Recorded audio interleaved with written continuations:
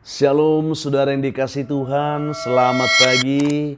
Senang dan bahagia rasanya karena masih bisa menyapa saudara di pagi yang indah ini. Doa juga harapan saya bagi saudara semua yang mendengar, menonton renungan ini dimanapun saudara berada saat ini, bahwa saudara semua dalam keadaan sehat, dalam keadaan baik tentunya, penuh dengan sukacita. Saudara semuanya boleh diberkati Tuhan di sepanjang hari ini. Puji Tuhan, kita masih diberi anugerah hari baru oleh Tuhan pagi ini. Tentu dengan berkat Tuhan yang baru yang bisa kita nikmati di sepanjang hari ini. Oleh karena itu, sebelum kita menikmati lawatan Tuhan ini, mari kita merendahkan diri.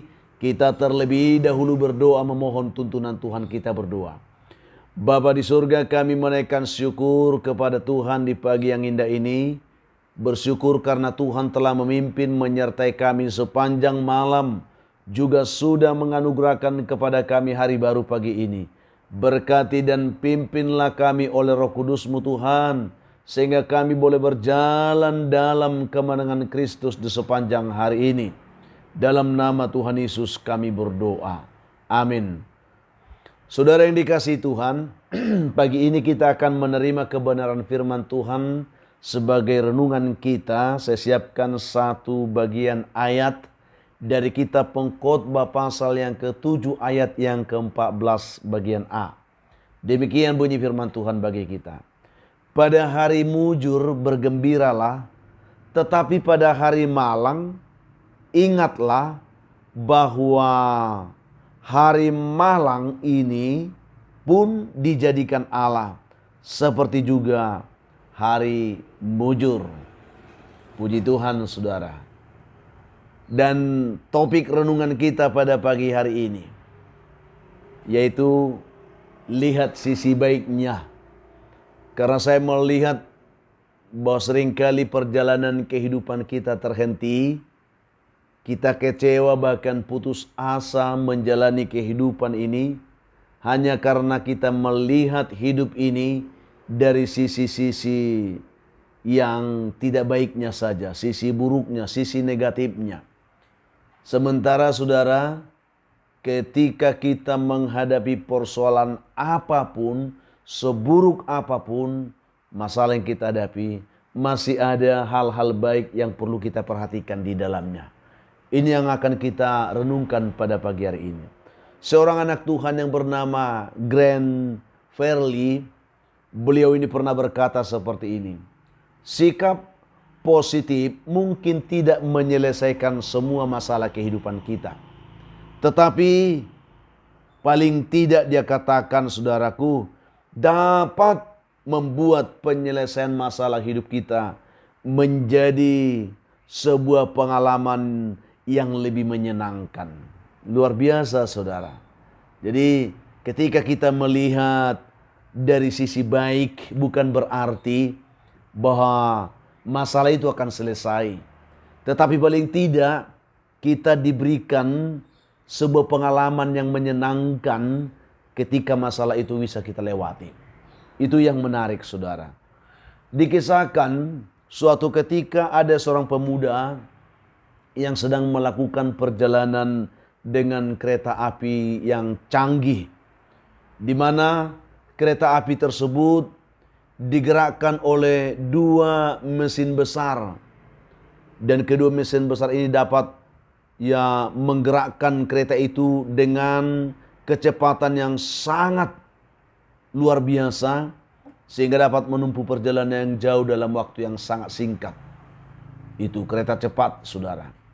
Lalu ketika mereka melewati padang gurun, padang pasir, tiba-tiba sesuatu hal terjadi, di mana kabel komputer yang menghubungkan mesin itu ke gerbongnya memercikkan api. Dan saat itu masinis berkata kepada ahli mesinnya, "Wah, gawat, mesin pertama kita sudah mati." Dia katakan, dia melihat itu menjadi sebuah masalah besar, sehingga dikatakan ini gawat. Tetapi saudaraku, si ahli mesin itu menjawab dengan tenang. Dia katakan, "Tenang saja Pak, masih ada mesin kedua. Artinya walaupun mesinis ini melihat ini sesuatu yang gawat, tetapi ahli mesin ini masih melihat itu sebuah dengan ketenangan karena masih ada mesin yang lain. Perjalanan pun dilanjutkan, saudara. Dan tidak berapa lama kemudian mesin kedua itu pun mulai macet dan akhirnya mati. Sehingga kereta api itu pun, saudara, terpaksa harus berhenti di tengah gurun pasir itu. Lalu melihat situasi itu, sang ahli mesin dia berkata, ya, dengan sisi dia melihat itu sebagai sesuatu yang baik, tidak perlu panik. Dia katakan, saya akan memperbaiki mesinnya, tetapi coba Bapak cari cara untuk menenangkan penumpang supaya mereka tidak panik karena keadaan ini. Jadi ahli mesin ini dia begitu tenang dan dia katakan, cari orang yang bisa menenangkan penumpang supaya tidak panik. Saat itu juga sang masinis dia menuju gerbong penumpang dan dia melihat seorang pemuda di situ, yaitu pemuda yang ini, saudara, yang naik kereta ini. Lalu masinis itu pun menjelaskan situasinya dan meminta pemuda itu supaya ia membantu menenangkan penumpang supaya penumpang tenang dan tidak panik. Lalu pemuda itu pun menyanggupi permintaan masinis itu. Dan dengan segera ia pun berkata kepada penumpang yang ada di gerbong-gerbong itu melalui pengeras suara. Dia katakan, para penumpang yang saya hormati, ada berita baik dan berita buruk bagi kita semua dalam perjalanan ini. Berita buruknya adalah bahwa kedua mesin kereta api yang kita tumpangi ini saat ini sedang mati dan butuh 2 jam untuk memperbaikinya. Dibutuhkan ketenangan untuk itu. Dan berita baiknya adalah bahwa kita semua yang melakukan perjalanan ini saat ini, kita melakukannya dengan kereta api dan bukan dengan pesawat terbang. Oleh karena itu, supaya semua harap tenang dan tidak usah panik. Demikian pemuda itu menenangkan semua penumpang dalam perjalanan tersebut. Akhirnya semua penumpang mengerti mengapa mereka harus berhenti di padang gurun itu. Dan mereka tenang setelah mendengarkan penjelasan pemuda itu. Saudaraku yang dikasihi Tuhan Yesus, ini hanya sebuah kisah bagi kita pada pagi hari ini. Bagaimana kita melihat hidup. Seperti keadaan inilah kehidupan kita sering. Di mana selalu akan ada orang yang dapat melihat kehidupan ini dengan kacamata yang baik. Melihat hidup dari sisi-sisi yang baik. Namun tidak bisa kita sangkal, ada juga orang yang hanya melihat kehidupannya dari sisi-sisi yang tidak baik. Sisi-sisi yang tidak menyenangkan. Dan kalau kita katakan percaya atau tidak, saudara, cara pandang itulah sesungguhnya yang menentukan kita akan tenang atau gelisah, akan gagal atau berhasil. Mari, ini perenungan bagi kita pada pagi hari ini. Betapa banyak di antara kita yang pada akhirnya gagal hanya karena melihat hidup dari sisi-sisi yang tidak baik saja. Ada hal yang baik yang perlu kita perhatikan. Ada begitu banyak perkara-perkara baik yang dikerjakan oleh Tuhan dalam hidup kita yang perlu kita perhatikan. Saudaraku yang dikasihi Tuhan, ketika kita menghadapi krisis, akan selalu ada orang yang melihat krisis kehidupan itu sebagai persoalan besar. Persoalan besar. Namun saudaraku, di sisi lain, ada juga orang yang melihat masalah hidupnya itu sebagai peluang emas. Banyak. Ada banyak orang yang melihat persoalan sebagai batu loncatan untuk menggapai hidup yang lebih baik. Itu sebabnya Ada istilah orang berkata bahwa kegagalan itu adalah sukses yang tertunda dan seterusnya.